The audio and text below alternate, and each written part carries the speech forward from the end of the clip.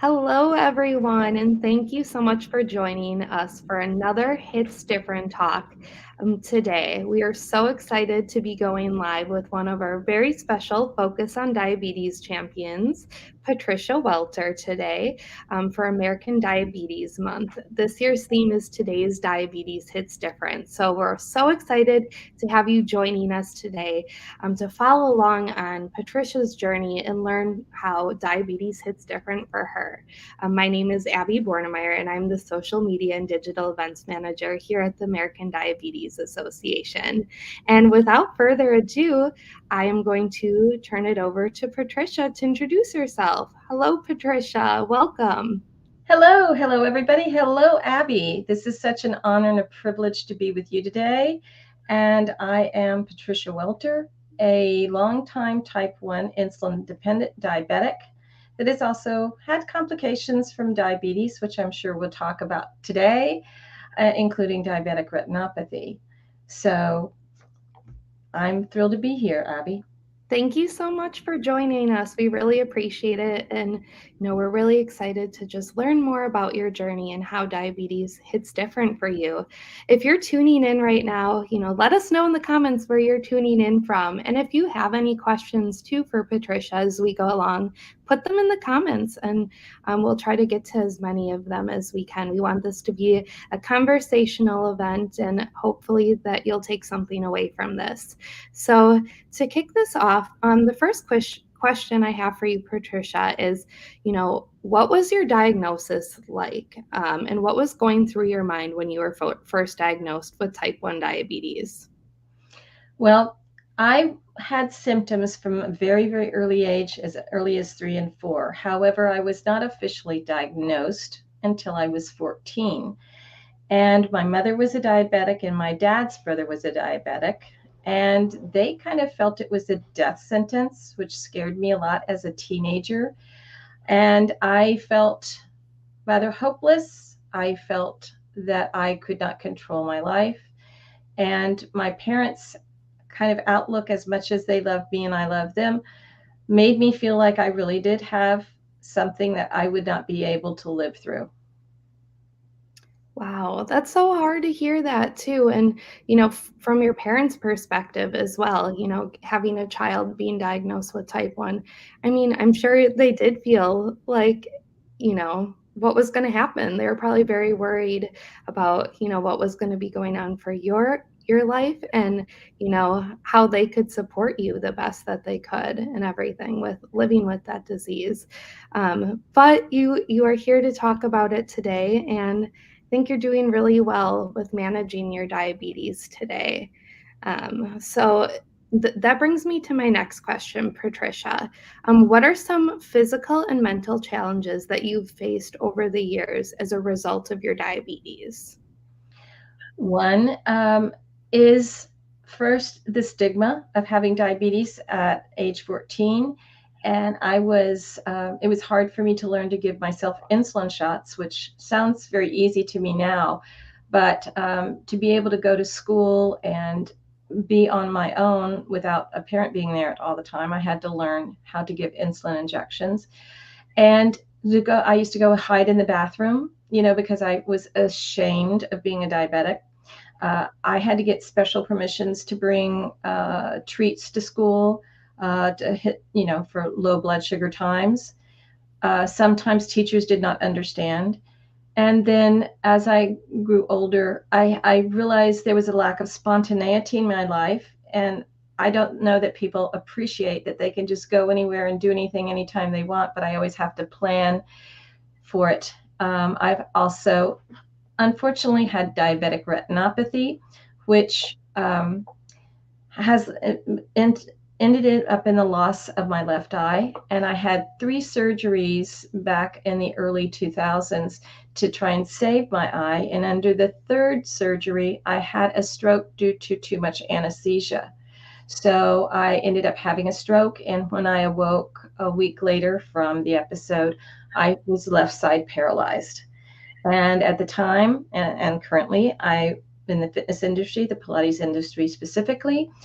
And to be left side paralyzed and to go through things like having aphasia and having to relearn to speak and cue fitness exercise, Pilates exercise, and learn to move my left side has been an issue. I also have had issues getting insulin throughout the years, getting insurance to approve my insulins.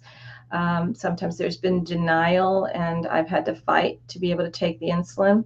There's a cost factor as well, a cost factor of test strips. And there's, you know, been roadblocks for me throughout the years. I consider myself pretty tenacious, and every now and then it does get a little tough to considerably always having roadblocks in your way. I recently also got diagnosed with high blood pressure, which I pretty much stayed off of having that issue, which also threw another little roadblock, you know, getting used to a low dose of blood pressure medication. And sometimes it just takes the fun and the spontaneity out of certain days of my life. Wow. Well, thank you for sharing a little bit about, the physical challenges that you've experienced over the years. And I mean, they do tie into mental challenges as well. So, like you mentioned, you have to plan every time you want to go somewhere. You have to make sure you have enough insulin or, snacks for if you go low, things like that with you. So it is a lot. It's hard. And I'm sure it's hard for you, to feel comfortable to always go somewhere like that because you're like, I have to take this with me or that. Will there be, will this be available to me there?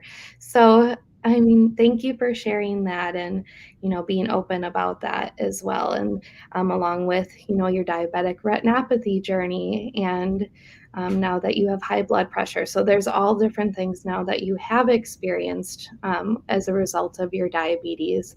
But now, how would you say that you manage your mental health amongst all of these different challenges that you've faced and continue to face?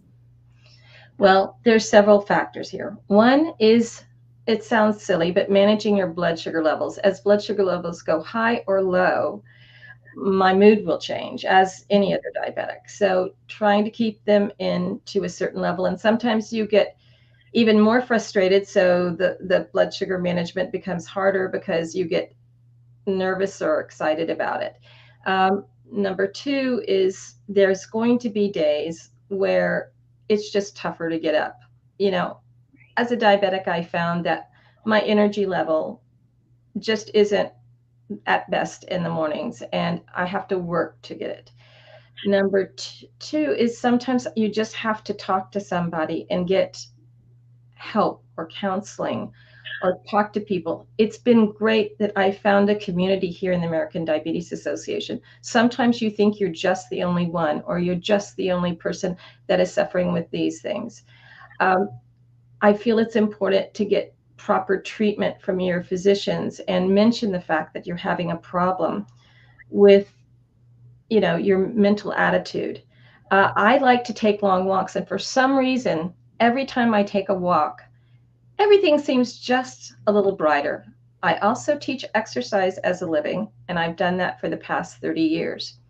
And exercise in any form, it doesn't matter what you do. It could be Pilates, which is what I teach, or fitness, or yoga, or Tai Chi, or Qigong, or just walking or swimming. It doesn't matter what you do, but exercise is going to give you, and it's been proven to give a better mental attitude. Having a supportive partner, my husband, Bob, has just been phenomenal in getting me through so much, as well as a very close-knit circle of friends and supporters that help me get through those days. I know that after I suffered the stroke and the loss of an eye, I felt really sorry for myself. And I would say I did turn to the couch because I wasn't able to move on the left side for a little while. And they did an intervention to get me up and out. And my husband, then he was just my fiance. He started taking me dancing, having my dance instructor drag me around the floor. He took me around Disney and made me hobble around the floor. And so that was something that happened. And I think having a supportive network of friends is so important, and seeking medical treatment for issues, maybe you need to talk to a medical professional.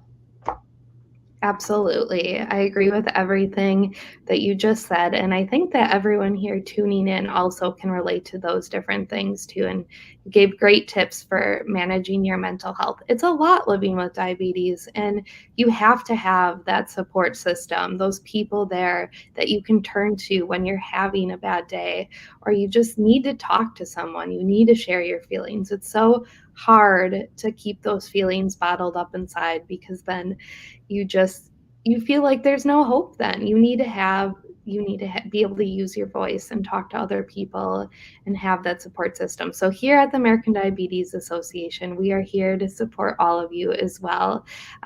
We're a whole community, so reach out, whether it's messaging us on social media, or submitting a blog at diabetes.org/blog. Share your story with us. We're always here to listen to it, and we'd also love to give you the opportunity to share your story on one of these live events as well. So I think that's so important, especially in today's world, just sharing your story and being open about the things that you are going through as a way to manage your mental health. And also through exercise, like you had mentioned, it's all about, it's not a race or competition. You don't have to do those crazy things, or like a marathon, to be able to be involved with exercise, but just finding something that works for you and your body, and that you enjoy, because it should be fun, and that should be an outlet for you to manage your mental health as well. So that's really cool, Patricia, that you're a Pilates instructor and you're so passionate about it too, and teaching other people about it, which is awesome. Well, thank you. And again, I think what you said is key. It has to be something you like to do. Right.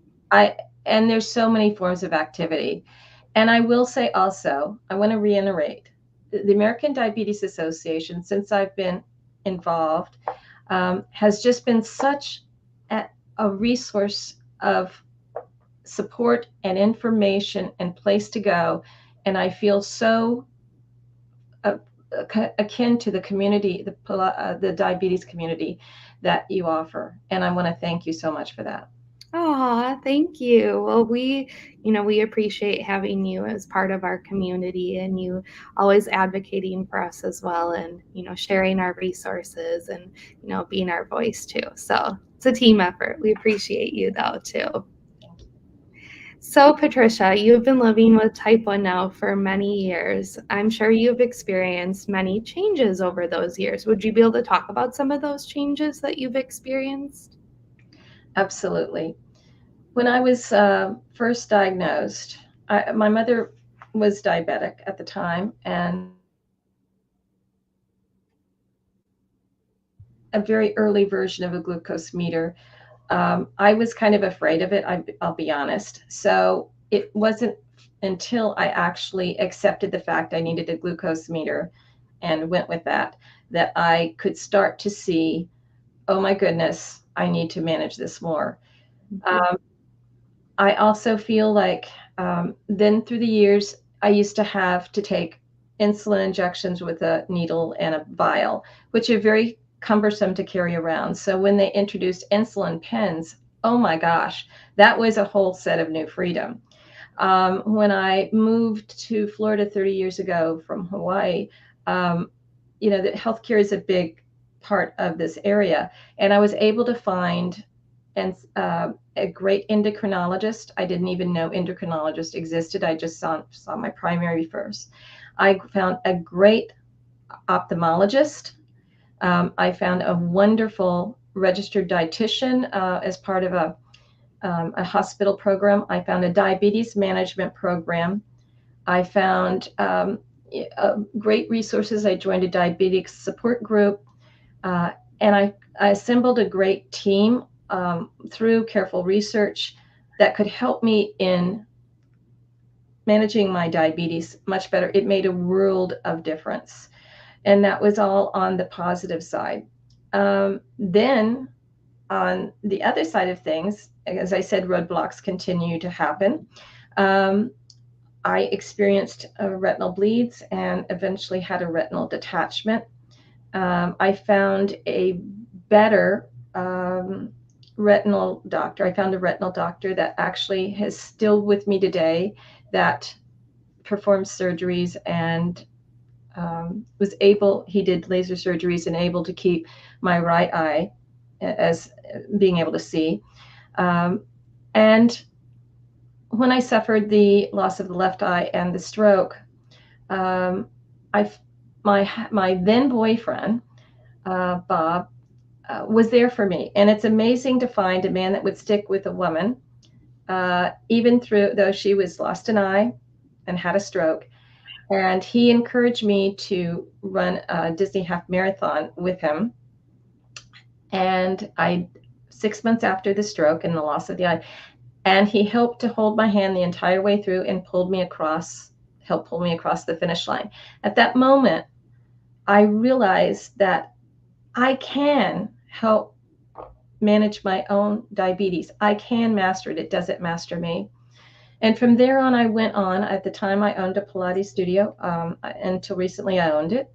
And I became a balanced body Pilates master instructor, where I teach teachers from all over the world how to teach Pilates. And that, just becoming that was phenomenal for me. But all of the advances in medicine today and all the advances in meters and pumps and everything has been just a world changing event, and bringing awareness, as the American Diabetes Association does, to diabetes and the proliferation, and helping to fight the affordability of insulin and medical supplies. That has also been a game changer. Wow. You sure have experienced a lot of changes, Patricia, over the years. But like you mentioned too, all the advancements, the resources and everything, that just it goes a long way. And, we're going to continue to evolve, and hopefully, things will become better. Not necessarily easier, but just better in the long term for those living with diabetes.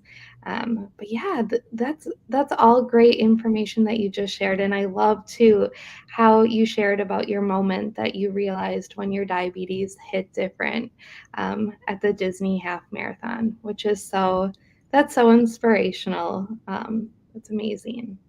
Well, thank you. Yeah, absolutely. So, Patricia, I'm sure people who are tuning in would love some advice from you too. So, is there any advice that you could give, someone maybe who's newly diagnosed with type 1 diabetes, or the parents of, a child who is newly diagnosed? Okay, I'll start with the child being newly diagnosed. It is so important to get the proper treatment immediately, because if you get early diagnosis, early treatment, and follow a tailored regimen for you, you can manage diabetes so much better. I wish I had known this, when I was diagnosed. I wish my parents had. They tried, but it wasn't as the availability of management wasn't what it is today.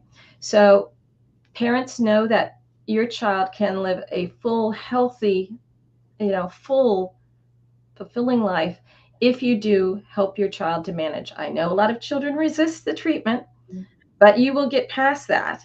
And it's important for your child to buy into the whole program and be a part of their own management.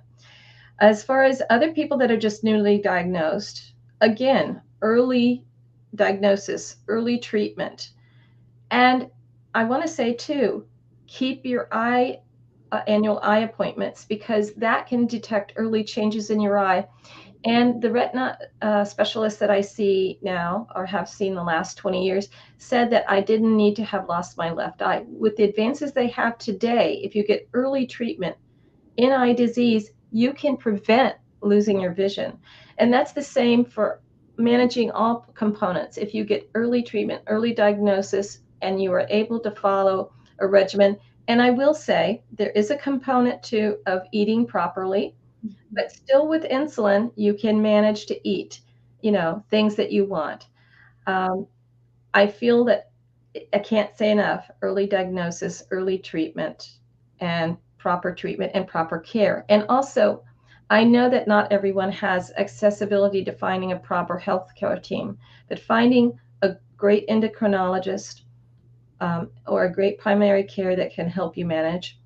Finding there are resources out there where you can get a diabetes management course, whether you're a child or you're adult. That is key.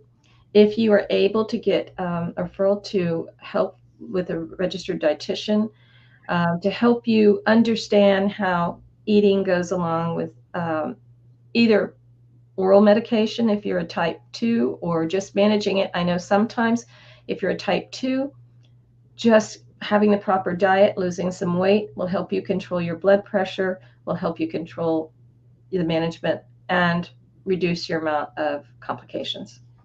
Wow, thank you, Patricia. Those were great points that you mentioned.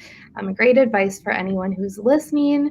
You know, I mean, so many important factors. I really like how you mentioned that, parents should include their children in their diabetes management routine because, I mean, if they're just managing it for them, they're not really learning how to live with it themselves. So I think that's super important. And just, when you notice something's wrong or a little off with your body too, just going in instead of putting it off, because there are a lot of times that these things can be prevented, like complications, such as your diabetic retinopathy.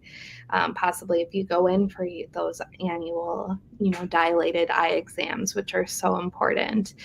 But if you notice something's off with your body or you're experiencing like the symptoms of diabetes, definitely go in and say something to your doctor. And then, they can help you to find that, diabetes care team for you that will help you throughout the process if you do end up having diabetes. So you're not alone if you're experiencing those symptoms or you end up getting diagnosed.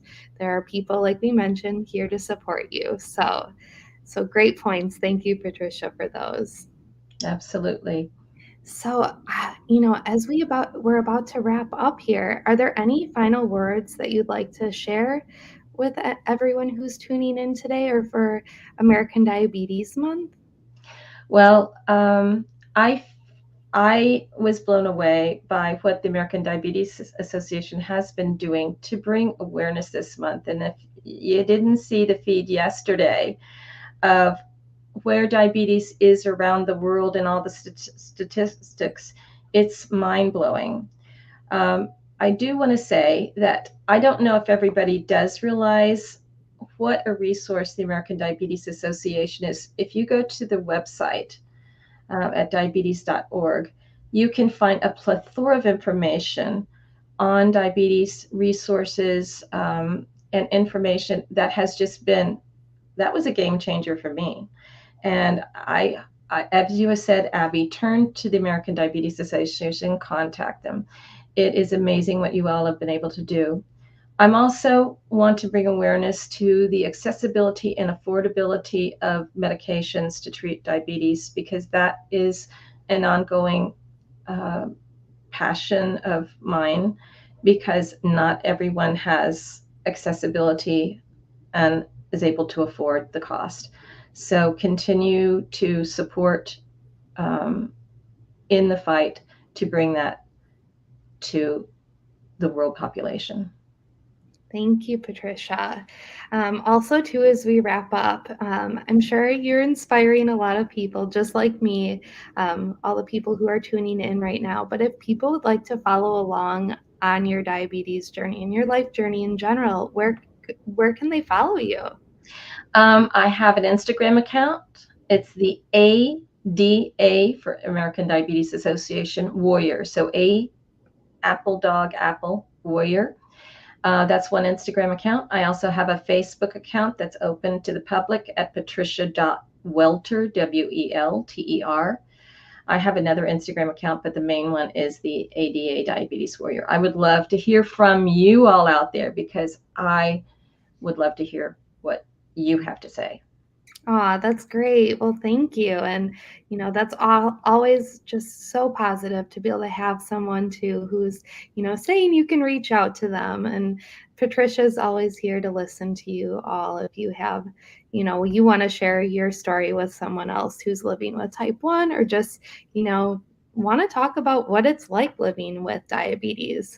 That's great that you're willing to connect with people and talk, because we are all one community. That's right. That's right. Well, this has been wonderful, and thank you all for, joining us on your Tuesday for this special Hits Different talk for American Diabetes Month. I hope you've been inspired, and it's been great to be able to connect with you, Patricia, during this time too, and just talk really about the changes that you've seen in diabetes over the years as well. And for those of you tuning in to learn more about, this month's campaign and the different activations that we're doing, I highly encourage that you visit diabetes.org/hitsdifferent. There's a lot of information on there and a lot of different ways that you can still get involved with it this month. So thank you all so much. And Patricia will have to do, another part 2 sometime soon. Would love to. I would love to. Thank you for the honor and the pleasure. And for all of you out there that have tuned in, thank you so much. Awesome. Well, thank you, everyone. And I hope you have a great rest of your Tuesday. Bye-bye.